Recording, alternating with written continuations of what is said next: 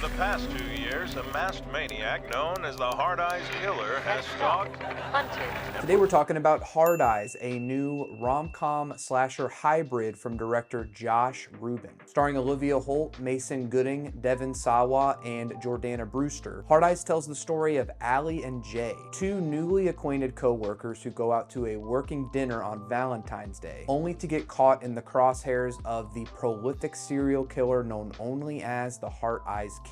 Basically, think of the holiday, but instead of Jude Law and Cameron Diaz hooking up in their cozy British cottage, a masked killer emerges from their closet, causing them to go on a mad dash to escape his rampage. It's pretty fun. I'll try to keep spoilers light, but just in case, now's your time to pause this video, go watch Hard Eyes, and then come back and let me tell you how to feel about it. The opening scene of Hard Eyes is a perfect palate cleanser for someone like me who's coming into a movie like this with a good amount of preconceived notions. I know what I want out of a slasher, and I know what to expect from them. The introduction to the killer is fun, exhilarating, and surprising. The movie opens with two annoyingly self-obsessed white people staging an engagement photo shoot. It's a bit slow, meandering, but still kind of sweet. Then, stabby stab, Hard Eyes Killer shows up to wreak some mayhem. Probably the best kill of the movie happens in this intro. Then the movie quickly switches gears for some expositional dialogue. Referred to as HEK, the Hard Eyes Killer has been at it for a while. He's been striking cities across the US almost so much that it seems improbable that only one person could be doing this. Then the movie shifts focus to main characters Allie and Jay, and we also see people just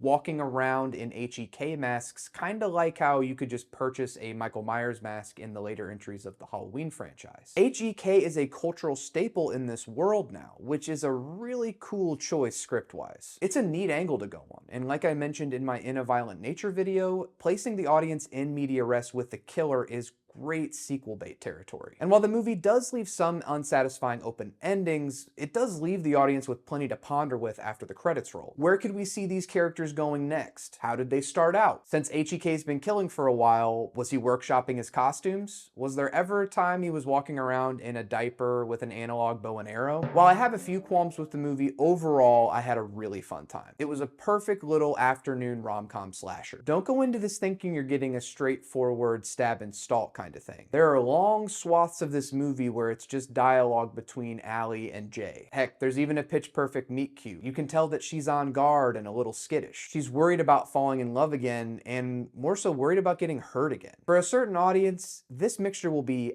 absolute catnip, especially those who appreciate a good rom-com as much as they do a good slasher. But you really have to be invested in the rom-com aspect, which I wasn't quite prepared for. It made the movie feel a little dull and boring at times. Luckily, Olivia Holt and Mason Gooding have incredible chemistry as Allie and Jay. At first I felt they were a little flat and just wanted more of the cartoonish Detective Hobbs, played by Devon Sawa. Chucky fans, where you at? But once Allie and Jay are being hotly pursued by the Hard Eyes Killer, and the movie takes a brief moment for them to have an intimate connection in a car, and mind you, as Allie and Jay have this sweet connection, there are people having sex in the same van as they're in a drive-in theater. And I was pleasantly surprised how well that pacing worked. They are both really compelling actors, and I especially fell for Allie by the end. She makes for an awesome final girl. This movie really carries the warm and fuzzy feeling that a good romantic movie can bring. And while I'd argue the Halloween franchise feels similar in a different way, this is wholly a new thing. Josh Reuben has created a really cool genre hybrid here. The influences on Hard Eyes are worn on its sleeve, and that's for the best. The color grading of the movie reminded me of films like Freddy vs. Jason, and the screen comps across the internet are spot on. There's one scene in particular that is an explicit nod to Halloween 2, and I won't say anything more about it, but it had me in the theater hooting and pumping my fist. Reuben and co have a clear affinity for the slasher genre, and I look forward to revisiting this in the future to look for any other references or nods they've checkered throughout. Design-wise, the mask is pretty instantly iconic. The titular Hard Eyes work really well, and in the infrared sequence that was teased in the trailer, they're very creepy and effective on screen. The mask is sort of a mix of Paul Dano's Riddler and a swimmer's wet sweat cap cum ski mask. Imagine what this looked like when he first started. It feels hardened, but also has room for improvement. It took me a minute to piece together what was happening with that automatic crossbow, but when the phrase Cupid's arrow crossed my mind,